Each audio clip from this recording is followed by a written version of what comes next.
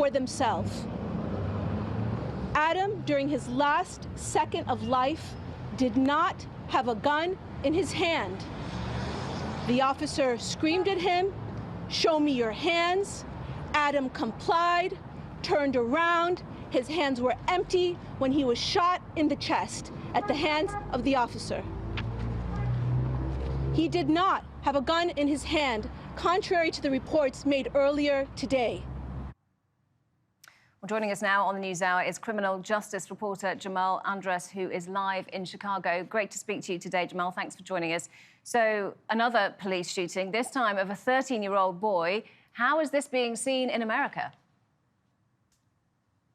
Well, you know, I was following protesters last night, and I think all of these things are very much compiling on top of each other. Obviously, there is the Derek Chauvin trial going on right now that's been going on for a few weeks now. Also, the Daunte Wright shooting that took place in Minneapolis just a few days ago. This is the kind of thing that I think makes people get out in the streets and protest and call for change, because as you live here, you see these things start to happen over and over again. And I think the way that video camera has really made these incidents more public is only adding to just how extraordinary it is kind of seeing these things happen over and over again. So I think as far as the people here in Chicago are concerned, they are happy that this video is out and that the group that sort of oversees these investigations move forward fairly quickly,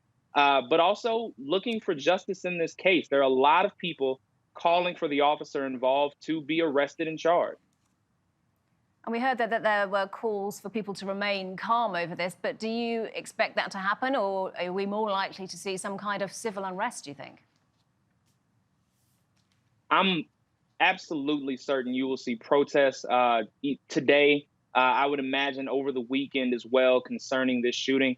As far as what happened over the summer, where we saw looting and some rioting in downtown Chicago and across the country, really, I'm not sure that will occur again. I think the city is much better prepared for something of that nature. You can see preparations taking place here in Chicago right now that the city has started mandating 12-hour shifts for Chicago police. They have, in some cases, raised the bridges in Chicago. So some people on the south side of the city can't get to downtown because those bridges are raised. These are all preparations that have taken place across the city. And because there was such an outcry over the summer, I think the city here is very much prepared for things to escalate and to handle that escalation without it actually turning into property damage throughout the city or unrest that gets out of hand. And clearly this is a case where investigations into what happened are still ongoing. But looking at the police force more generally, do you think this is a case where reform is needed?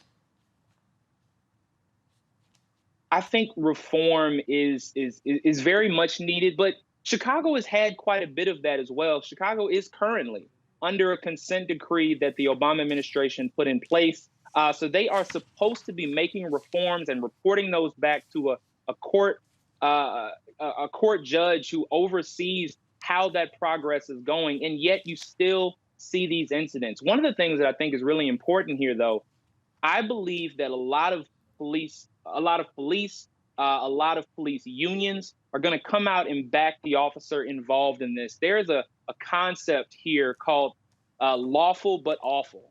And I think that this is one of those cases that they're going to say falls under that umbrella, this idea that it was a clean shot, the idea that if you watch this video, Adam Toledo had this gun in his hand a second before he was shot, even though when he turned around, his hands were up and they were empty, as best we can tell on that video. So I feel like, unlike Derek Chauvin, for example, where you saw police come out and speak out against the officer involved, I think this will be drastically different. And the police union here in Chicago has already spoken up in support of the officer involved here. OK, Jamal Andress, live in Chicago. Great to talk to you. Thank you.